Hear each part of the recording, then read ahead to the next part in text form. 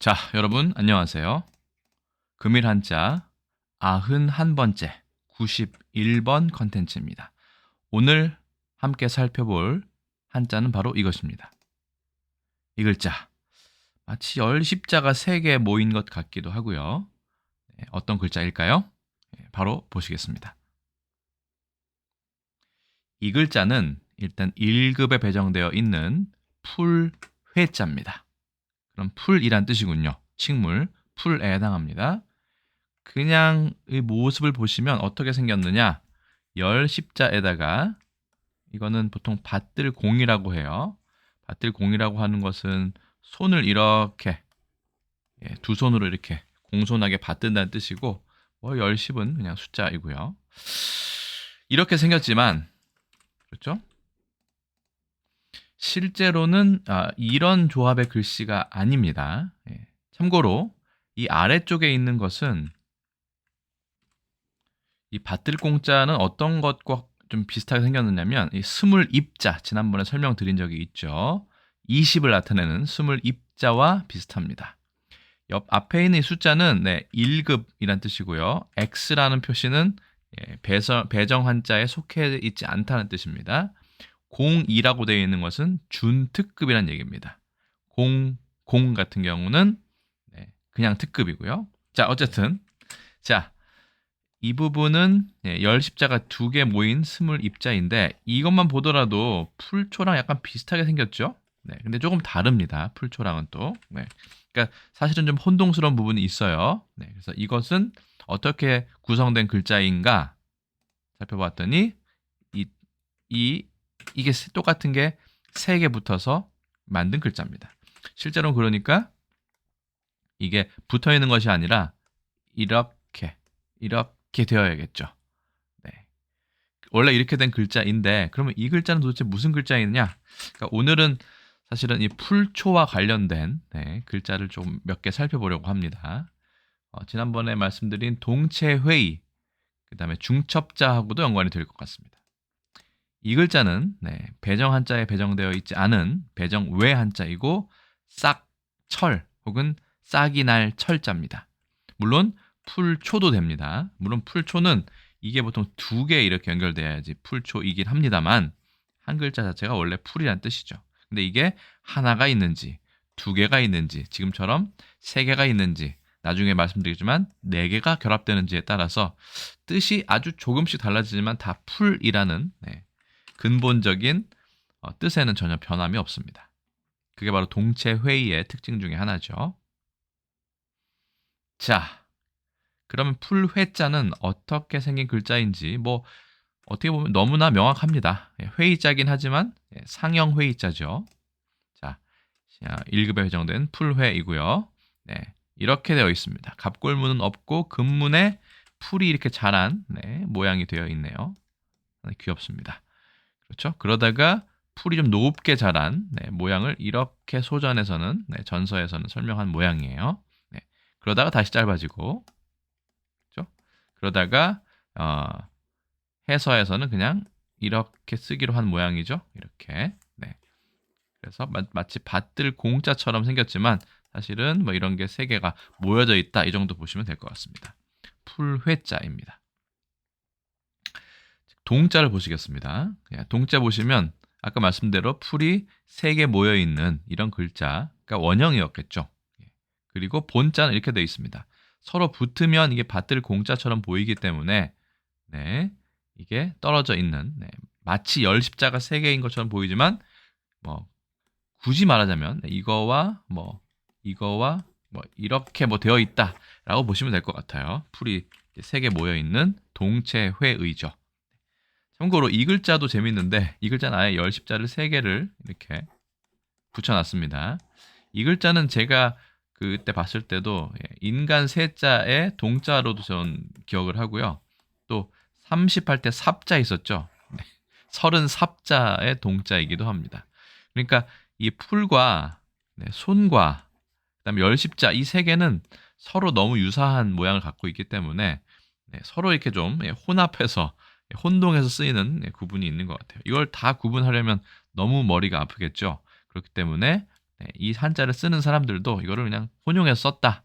라고 보시면 되고 저희는 그냥 원형을 좀 탐구해 보자. 뭐 이 정도로 보시면 될 것 같습니다. 그러면 한 글자짜리 아까 말씀드렸지만 이거는 배정 한자에는 없는 싹철자입니다. 물론 풀초의 원형이기도 합니다. 갑골문을 보시면 얘는 누가 봐도 풀로 되어 있죠. 예. 그래서 이 풀초자의 동자를 보시면 사실은 2개짜리도 얘랑 같은 거죠. 그렇죠? 얘도 본자이기 때문에 풀초이고요. 그 다음에 이것도 풀초입니다. 얘는 초두머리. 네, 보통 초두머리라고 하죠. 보통 이렇게 쓰고 또 이것도 귀찮으기 때문에 요즘 중국과 일본에서는 그냥 이렇게 붙여 쓰는 경우도 상당히 많죠. 붙여 쓰는 경우가 많은 게 아니라 아예 이렇게 씁니다. 요즘에는. 그러니까 이게 열, 십인지 아니면 밭들 공인지 뭐 알 수가 없게 돼버렸습니다. 네. 어쩔 수 없죠. 네, 그걸 일일이 다 구분하며 사용하는 것은 생활 자체가 불가능할 것 같습니다. 너무나 엄격하게 하다 보면. 그러면 4개짜리도 있느냐? 있습니다. 동자가 이렇게 되어 있죠. 네, 붙을 수도 있고 떨어질 수도 있고 붙을 수도 있고 떨어질 수도 있고 서로 아무튼 뭐 이렇게 혼합이 조합이 이렇게 서로 다양하게 될 수 있습니다만 이 글자는 역시 배정 한자에는 속해 있지 않은 우거질 망자입니다. 초두가 4개 들어있고 이걸 어떻게든 줄이려고 했는데 이렇게는 없는 것 같아요. 이렇게는 또 안 쓰는 것 같습니다. 참 신기하죠. 네. 이렇게 쓰고 이렇게는 쓰고 그 다음에 여기를 붙이고 여기는 떨어뜨릴 수 있어도 둘 다 이렇게 떨어뜨리는 거는 없는 것 같습니다. 이렇게 쓰면 안 되죠. 이렇게 하고 이렇게는 또 없는 것 같아요. 뭐 사람에 따라서는 쓸 수는 있겠지만요. 그럼 이번 기회에 풀초가 들어간 한자를 한번 1, 2, 3, 4 순서대로 한번 정리해 보도록 하겠습니다. 풀초가 하나만 있는 것은 아까 철자라고 말씀드렸죠. 바로 이 글자입니다. 자, 다시 한번 보시면 이 풀초가 하나 있는 것 이거는 싹날철자입니다. 물론 풀초이기도 하고요. 싹날철이라고 하고 2개가 있는 것은 그냥 풀초라고 얘기합니다. 그런데 이 풀초는 기본 한자에 속하지만 그렇죠? 이렇게 생긴 풀초는 또 준특급에 배정되어 있습니다. 2개짜리는 이렇게 되고요. 3개짜리는 아까 지금 우리가 금일 한자로 삼은 풀회자입니다. 근데 이제 3개짜리로 이제 하다 보니까 됐지만 지금 우리는 이렇게 쓰고 있죠. 이렇게. 이게 이제 1급에 배정되어 있는 거고 이 글자 자체는 또 배정 한자에는 없습니다. 급수, 외 한자, 풀회. 그래도 일관성은 있어야 되니까 이거 하나씩 지금 결합하고 있습니다. 마지막으로 풀이 4개 있는 것은 우거질 망자라고 합니다. 그래서 하나짜리 철, 2개짜리 초, 3개짜리 회, 4개짜리 망. 그래서 철, 초, 회, 망의 순으로 알아두시면 뭐 아주 중요한 건 아닙니다만 그냥 참고해 주시면 뭐 재미로 알아두시는 것도 괜찮을 것 같습니다.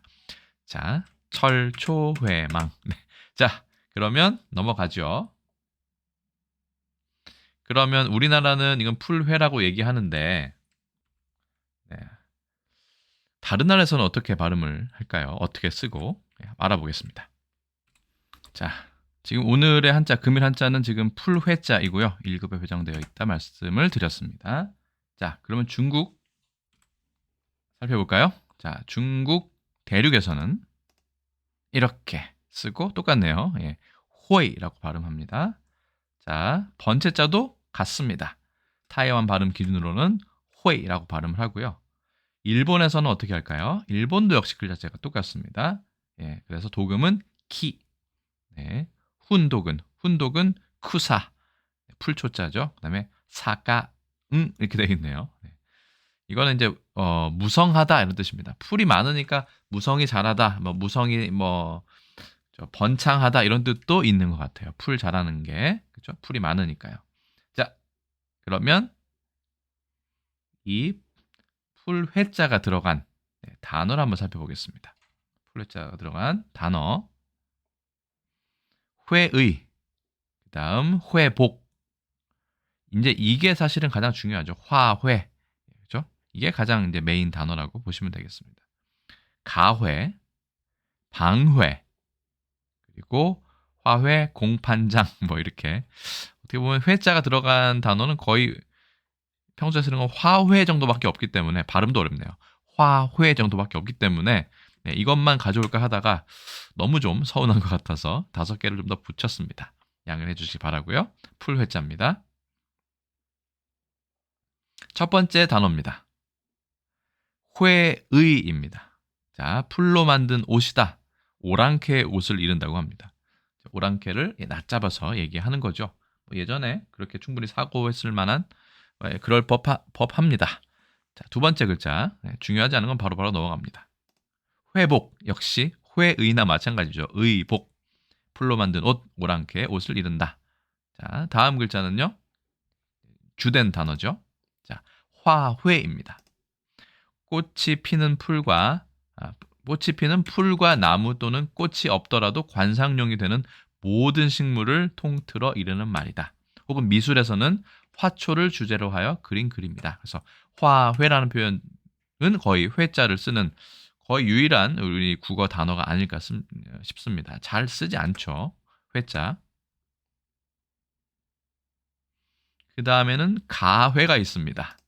아름다운 초목. 이 아름다울 가자인데 이것도 나중에 뭐 한번 보실 일이 있겠지만 재밌습니다. 옆에 있는 이 부분은 북을 나타냅니다. 북의 모습. 위에 있는 건 장식이고 이건 뭔가 이렇게 생긴 제기라고 말씀드렸는데 이게 북을 두드리는 북처럼 생겼죠. 위에는 뭐 이렇게 장식 같은 것 같아요. 이렇게 뭐 이렇게. 네. 그래서 이게 북이고 아래쪽에는 더할 가자지 않습니까? 그래서 이것도 무언가 기쁜 마음을 나타낸다. 그래서 이거 기쁠 가로도 쓰입니다. 이 글자가. 네. 참고로 북고자 같은 경우는 잘 보이실지 모르겠네요. 이거는 더더욱 확실합니다. 이거는 북의 모습이고 이거는 북을 치는 채의 모습이고요. 옆에는 이 손입니다.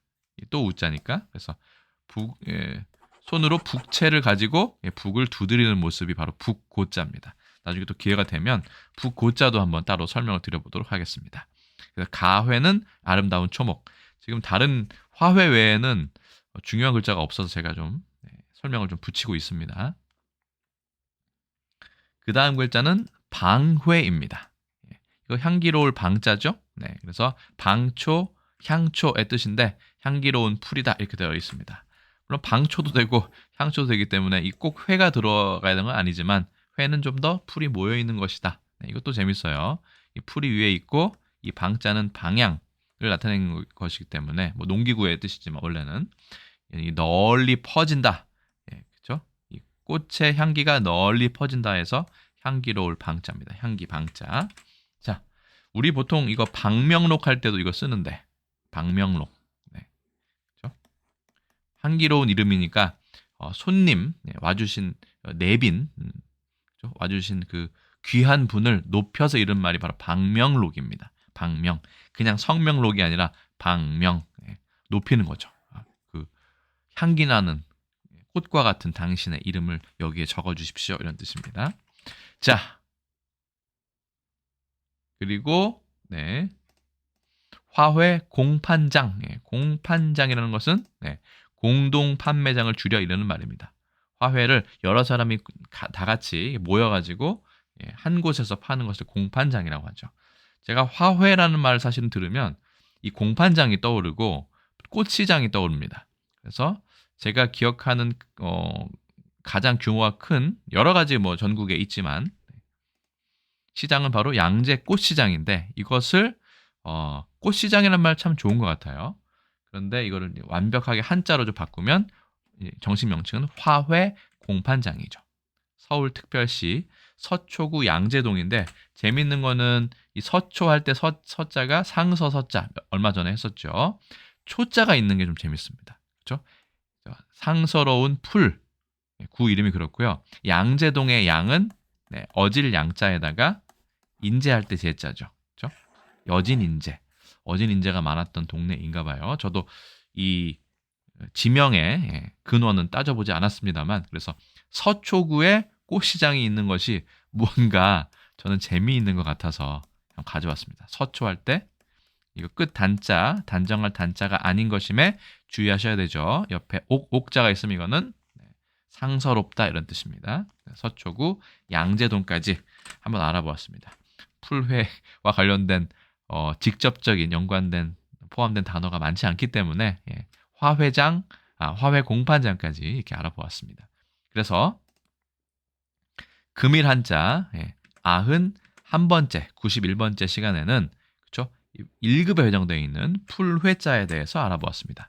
마지막으로 한번 써보고 마무리할까요? 네, 이렇게 열시처럼 쓰고 밭들 공자처럼 쓰면 그냥 됩니다. 네, 그렇죠? 하지만 풀이 3개가 모여 있다는 것 기억하시면 좋을 것 같습니다. 자, 그러면 오늘 설명 여기까지 드리고 저는 또 다음에 다른 컨텐츠에서 인사드리겠습니다. 여러분 안녕히 계세요.